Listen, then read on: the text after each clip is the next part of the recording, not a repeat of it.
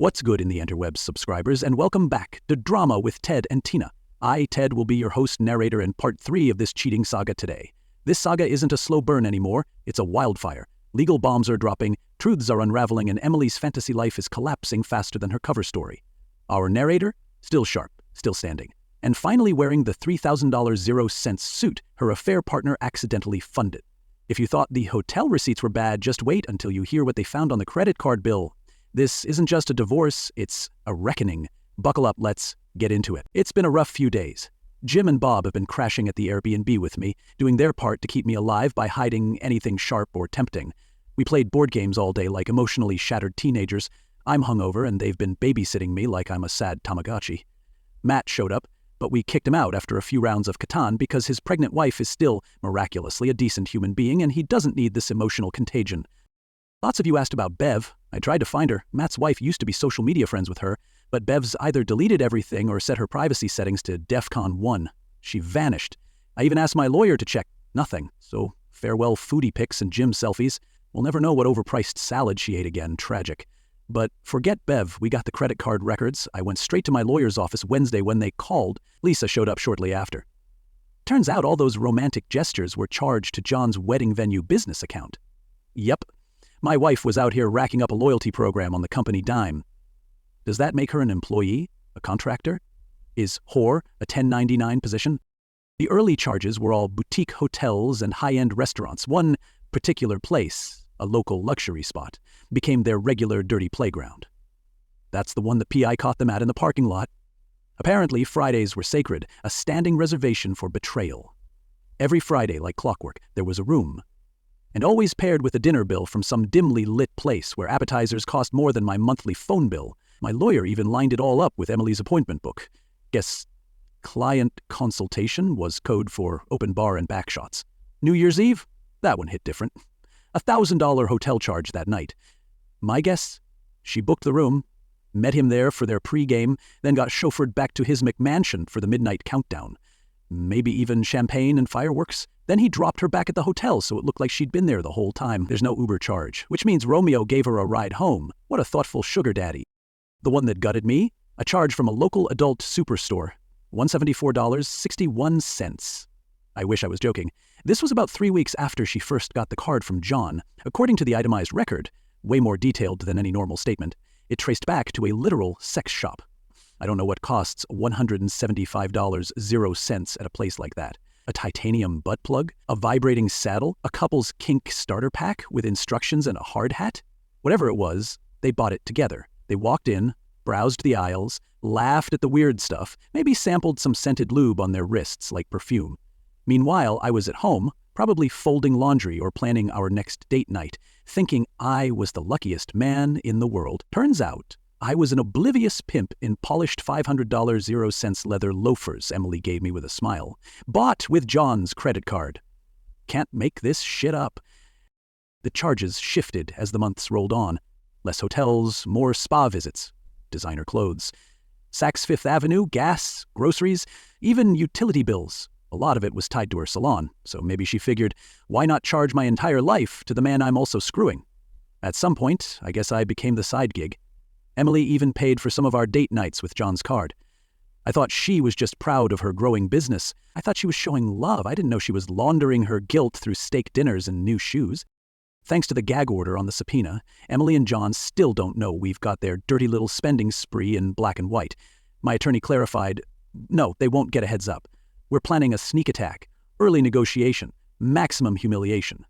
I want to be in the room when Emily learns her sugar fund lifestyle has been logged, sorted, and highlighted like a bad Yelp review. She has an attorney now.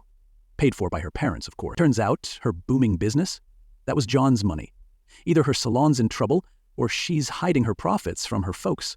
Or maybe she's just a leech with a contour kit. Back during COVID, when everything shut down, she helped herself to our emergency fund without telling me. I found out later, after a blowout fight.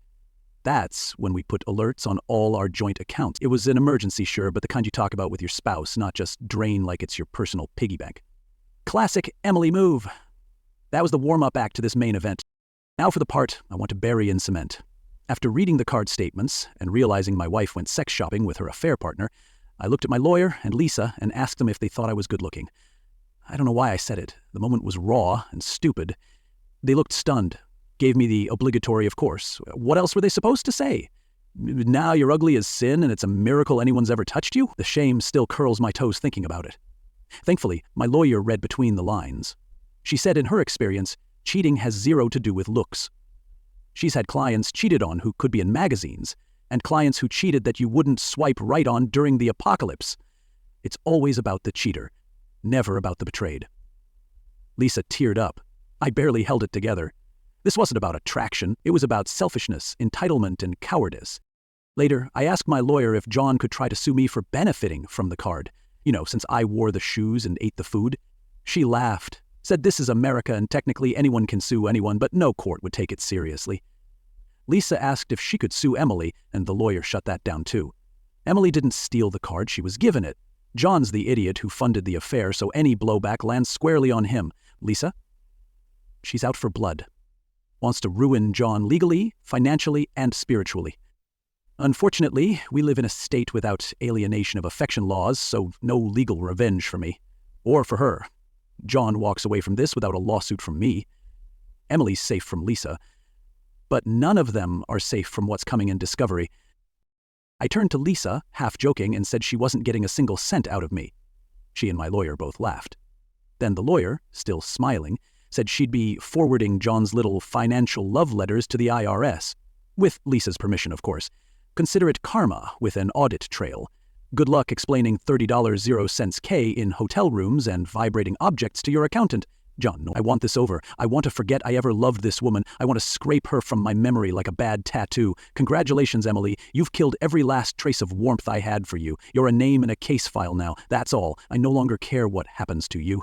You could win the lottery or fall into a volcano. Either way, I'd shrug and keep scrolling. Ever heard of infidelity baseball? It's where you hear about cheating in stages. First base, flirting, second base, emotional affair, third base, physical. I'm playing infidelity dodgeball. The kind where betrayal gets hurled at your face non-stop while you try to survive with whatever scraps of dignity you have left. Thursday and Friday, I went into the office to help onboard a new hire. We were pair programming, walking through some of our proprietary systems, and he seemed like a decent guy. New hires usually work in-house for a couple months before we let them go remote. Since he's on my team, I'll be going in more often for a bit. It was a relief, honestly. A break from the chaos. Then, Friday came. I got a call from the lobby guard. Said I had a visitor. I asked who. They said, your wife. I told them I wasn't taking visitors and to send her away. There was a pause, the kind of pause that comes when someone's trying to make sure they heard you right, but they confirmed and followed through. Good on them. I was eating lunch at my desk when the new guy came back from his break and said there was a total smoke show waiting outside the building for me. That got the attention of half the office. Cubicle prairie dogs popped up, whispering and gawking. Apparently she spotted his key card because it hangs around his neck like a name tag. Rookie mistake. I told him I wasn't going out there. He looked confused, like I'd turned down a Ferrari test drive, as I explained. That's my soon-to-be ex-wife. The glamour bomb outside? She cheated on me. He didn't know where to look after that. Then came the questions. Who with? What happened? Suddenly the office had more interest in my love life than the company's stock options. I shut it down. Told them it was boring and conventional. Just your average betrayal by a business associate. That satisfied the gossip gremlins for the moment. Heads went back down, silence returned, but I could feel the stares. I didn't go out there. The fact that the new guy called her a smoke show told me she came dressed for war. Glam squad. Tight dress. Perfume heavy enough to weaponize. After knowing she once shopped for toys with another man, I didn't trust myself to stay civil. So I buried myself in work until midnight. Then I slipped out the back like a fugitive, ducking through the delivery exit where smokers go to pretend their lives aren't on fire. My head was on a swivel the entire time like I was dodging sniper fire. Mission dodged. But now the question that won't die. How the hell did she know I was even there? I rarely go in. Is she stalking the building? Did she show up before? Is this normal now? That alone kept my heart thumping like a horror movie baseline. She's turned into the Colorado River of crazy, slowly, methodically carving a Grand Canyon of psychological erosion into my brain, and I can't stop watching the flood come in. I didn't think I'd ever get here. I thought some piece of me would always care, a tiny ember of pity or compassion, left glowing under all the wreckage, but no, it's gone. She could come to me tomorrow and say she's dying, and my response would be the same as if a stranger on the bus told me. Oh, I'm sorry. Hope you're wrong. Hope it's not terminal. If it is, I hope it's not too painful. Then I'd carry on with my day. No pause, no ache. There was a time, way back in the fog of this nightmare, when a part of me clung to the fantasy that maybe, someday, years from now, we'd meet again, talk, smile, maybe share some sad wisdom and part ways with closure. That future is ash now. I've buried every version of her that once lived in my heart. And that's what stings in ways I didn't expect. I thought some corner of me would always love her, even if it was quiet. Even if it lived in old photos or shared songs, but those memories, they're poisoned. Every laugh, every kiss, every I love you is rotted through because they happened while she was cheating. I thought our love could survive anything, even death, but it couldn't survive her. Now, when I think about her, I feel nothing. Just this hollowed-out void, cold, black, and permanent. I gave her everything, half my life, every piece of loyalty, support, and affection I had, and she traded it all for sex, lies, and someone else's credit card. She wasn't a confused wife. She was a practiced liar in a designer dress, and me, I was the punchline, the idiot husband doting on a woman who treated our marriage like a side hustle. Emily's lawyer finally reached out. We're scheduled for a preliminary negotiation next Wednesday. My attorney told me I don't have to attend, but when I asked if this is the moment we drop the credit card bombshell, she smiled and said yes. So yeah, I'm going. I want to see the expression on Emily's face when the mask slips. I'm nervous as hell, but Jim and Matt will help me prep. Bob? Probably not. Bob once asked if the D in divorce stood for dragon. He's not our legal strategist. Also, apparently Emily's side is now offering me a chance to submit questions for her to answer truthfully before negotiations.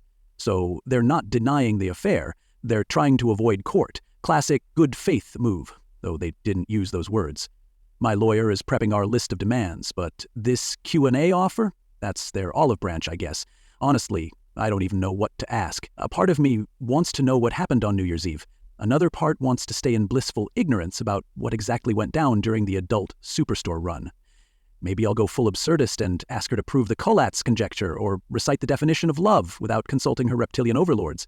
My lawyer warned me they'll likely coach her through every answer anyway, so I'm not expecting honesty, just more PR. But still, there's a part of me that needs to hear it from her. What really happened that night? What was going through her mind when she left me alone on our tradition-filled New Year's Eve to go kiss another man at midnight? That's the one question that keeps burning a hole in my chest. Last week, Emily's lawyer scheduled a negotiation between both sides. Nothing formal, just an attempt at reconciliation. Code for how much groveling and gaslighting can they package as goodwill. They said I could submit questions about the affair. My lawyer warned me they'd likely cherry-pick and scrub Emily's answers like a PR firm managing a celebrity scandal. It's their way of admitting the affair without acknowledging its full radioactive meltdown. I submitted exactly one question. What happened on New Year's Eve? Be detailed. Just a little test. I already knew she was with John, so I was curious what version of reality she'd serve me. Logistics, not closure. Now, because Emily apparently needs her mom like an emotional support golden retriever, her lawyer asked if MIL could come. I agreed, mostly because I didn't want to look like a coward. I told my lawyer I wouldn't speak to either of them, and she agreed that silence was golden. In fact, she said I didn't need to show up at all. But I showed up anyway, with strict orders to shut my mouth and let her drive the circus. My GP prescribed me 3 Klonopin for the occasion, 1 to take the day before to test the waters, 1 to take before the meeting, and 1 for, a victory lap after surviving this mess. The test run just made me sleepy. No dragons were slain, no clarity from the gods, just sluggish existential dread. On the big day, I downed 1 an hour before the meeting. Bob played chauffeur, dropped me at my lawyer's office, and waited like the designated getaway driver in a heist movie. Floating me arrived shortly after. Calm, aloof, and dressed like a Bond villain attending divorce court. I wore the $3,000 0-cent suit Emily bought me using John's black card, $500 0-cent loafers, $300 0-cents belt, and a $175 0-cents silk shirt. My contribution? A $10 0-cents undershirt and $4 0-cents boxer briefs. Call it the Betrayal Collection, spring/summer edition. Nausea hit on the way over. Either nerves or the Klonopin mixing with spite. Still, Floaty Me glided into the room calm as hell. Emily, her mom, and their lawyer arrived. Her attorney introduced himself, and out of instinct, I told him, "Nice to meet you." He gave me the smile people reserve for wet dogs and unpaid invoices. Emily looked like she'd tried to armor herself with foundation and mascara. Polished blonde ponytail, short black dress, tight blazer. But the cracks were showing. She was shaking, taking those slow, dramatic breaths people do when they're either giving birth or lying to the IRS. Her eyes locked on mine like she wanted to say something, but Floaty Me just stared through her like she was part of the furniture. My mother-in-law was dressed in a summer sundress and had clearly either done her makeup herself or had Emily's professional touch. She gave me a small, genuine smile and even reached toward me before stopping herself, as if suddenly remembering she was on Team Cheater today. I gave her a polite nod and a wave. She looked like she wanted to hug me and burst into tears at the same time. Then it began. Emily's lawyer opened the show by pulling out a sheet of paper like he was reading the rules for a new board game. The offer. Emily would reimburse the $10.00 case she yanked from our emergency fund during COVID without telling me. She'd also cover my legal fees through the reconciliation period. Oh, and guess what? 9 months of couples counseling on her dime, with cohabitation encouraged. If I still wanted a divorce after that, she'd waive spousal support, let me keep the emergency fund, and swear off any claims to my dad's house. They even tossed in a mutual non-disparagement clause. Sure, let me just go delete all my Reddit posts and pretend the last year was a fever dream. Floaty Me heard this and thought, oh great, they want me to re-demure my trauma and try it in nightmare mode. The lawyer then handed me an envelope containing Emily's answer to my one question. I slipped it into my pocket like a death note I'd open later. My lawyer kept it cool and said we'd review the offer and respond soon. But before we wrapped, she had a few questions. Emily's lawyer nodded and said they had a few as well. He started by asking about the GPS tracker on Emily's car. Huskew? The dramatic piano sting? I had removed the VAR once I had what I needed, but I left the GPS for the PI. It was probably dead by now, but her team must have snooped and found it. My lawyer jumped in and calmly reminded the room that the car was jointly owned and I was the primary payer on the loan. She explained that I was worried about Emily's erratic behavior and everything obtained was legal. Emily's lawyer looked like he was chewing a lemon rind but nodded in acceptance. Then came the Bev question. Why did I inform Bev's husband about her involvement? How did I know?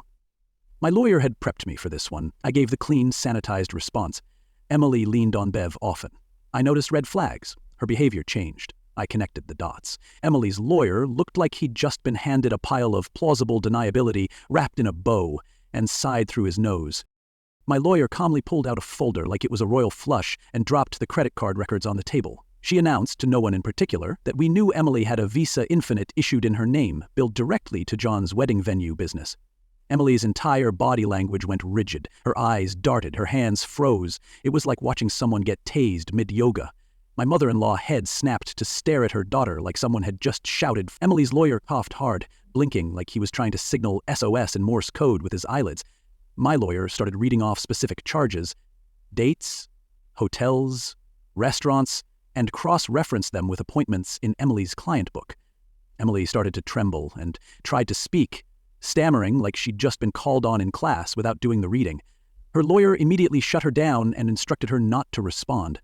He insisted they hadn't been notified of any such evidence. My lawyer politely clarified that they were being notified now, and then handed over a full copy of the records, tabbed, highlighted, neatly compiled. You could hear the envelope hit the table like a gavel. Then came the December charges. My lawyer asked whether Emily used John's card to buy gifts. For me, for her family, for Christmas. My mother-in-law's expression sank. Her voice, barely above a whisper, let out a quiet, "What?"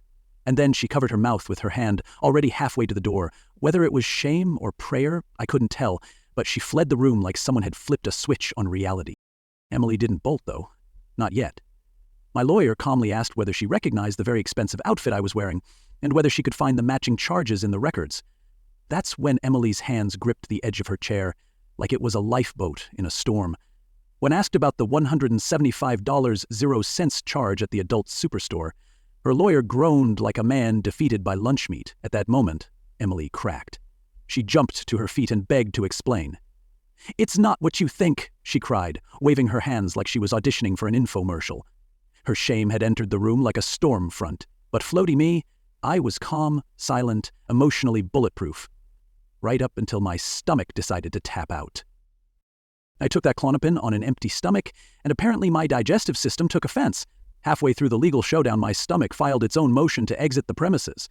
I lunged for the nearest trash can and promptly donated all that overpriced lawyer water I'd consumed earlier.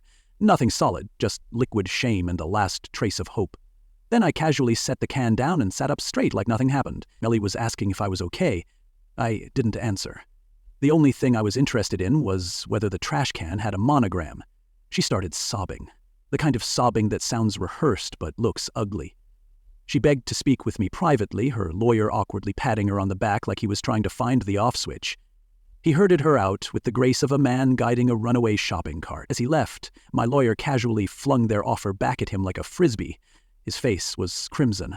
Floaty me made a mental note. Tomato is not his color. With the room finally empty, my lawyer scooped up Emily's financial records like they were party favors. She turned to me and said, "Told you it'd be short." I nodded, still staring at the trash can. "Can we add that to the offer?" I asked. It was the first time I saw my lawyer laugh. Not chuckle.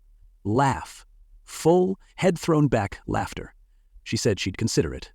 Then we got to our counteroffer. No spousal support. No claim to my dad's house. Emily repays me $15,000, 0 cents.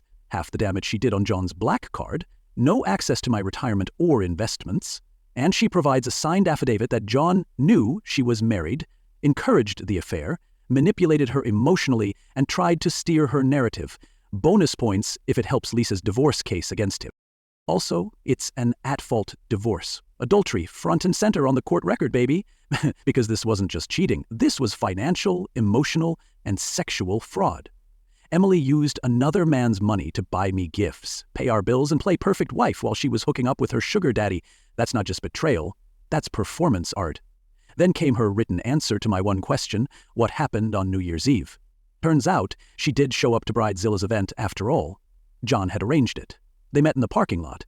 She was drinking, so John offered her a ride, but instead of taking her to the hotel they booked, he insisted on bringing her to his house. She claims she resisted, says she was uncomfortable, but she went.